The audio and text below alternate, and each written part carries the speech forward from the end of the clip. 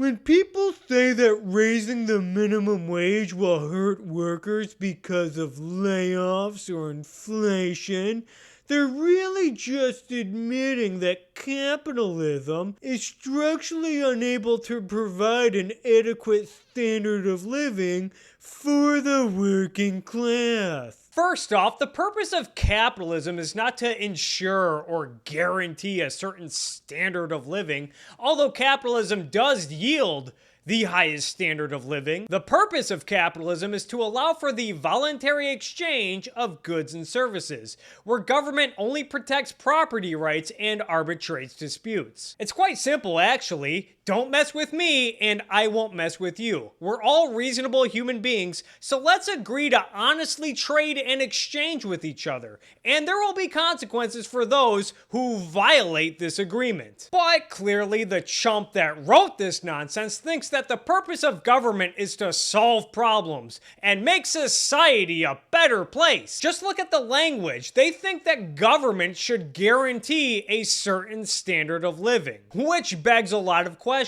Who determines what the adequate standard of living is? I don't know. Again, the chump that wrote this is arrogant enough to think that they know what's best for everyone. Also, who determines who's in the working class? I don't know. Many CEOs and corporate executives work 6-7 days a week. Are they part of the working class? No, of course not. Oh, and by the way, if you believe in the law of supply and demand, in other words, if you believe in reality, then yes, raising the minimum wage will result in layoffs, unemployment, and or reduced hours. The thing to realize here is that conservatives find the idea of paying workers a livable wage so absurd that they make hyperbolic comparisons like this. Because $15 an hour and $100,000 an hour both mean the same thing to them.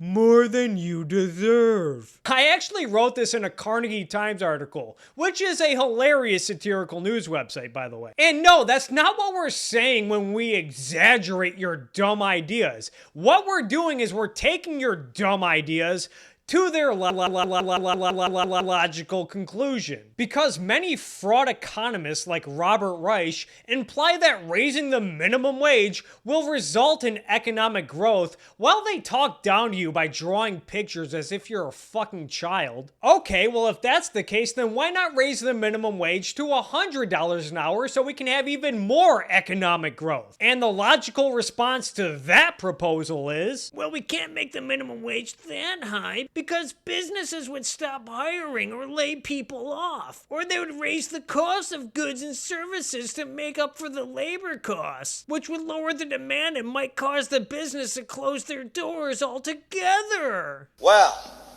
no shit. Again, this is simple economics. It's the law of supply and demand. It's not much different than dieting and accepting the fact that if you consume more calories on a daily basis, you will put on more weight. Say you're maintaining your current weight by consuming a steady diet of around 2,000 calories a day. Well, if you increase your caloric intake by say 10,000, 11,000 calories a day, well, you'll be morbidly obese before you know it. Well, by Robert Reich logic, if you only increase your daily caloric intake by 800 calories, you'll in fact lose weight. This reminds me of another simple rule. If an idea is bad in its extreme form, then chances are it's also bad in moderation. A living wage isn't just something corporations owe their workers. It's something corporations owe America. If a corporation won't pay a living wage, then it shouldn't have the right to exist. Period. End of story.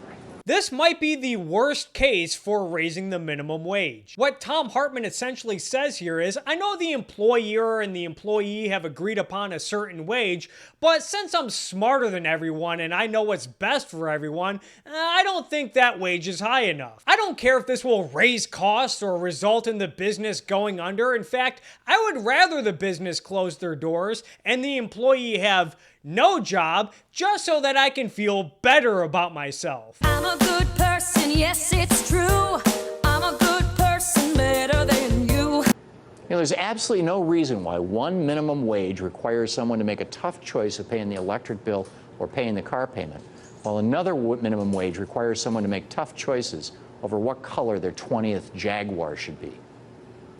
Once everyone gets a slice of the pizza, once everyone gets a slice, then the millionaires and billionaires can have their second and third and fourth and fifth helpings. After all, isn't that what we were taught in kindergarten? Yes, let's make economic policies based on curricula for 5-year-olds. And this goes back to my video about how people want to make economic policies based on rules for Mario Kart. All of these economic knuckleheads think like children and they talk to their audience like children. You know what happens when you let children dictate policy? You get Lord of the Flies, you get Puyi's China, and other failed societies. And this is why feel-gooders like Robert Reich and Tom Hartman should be completely disregarded.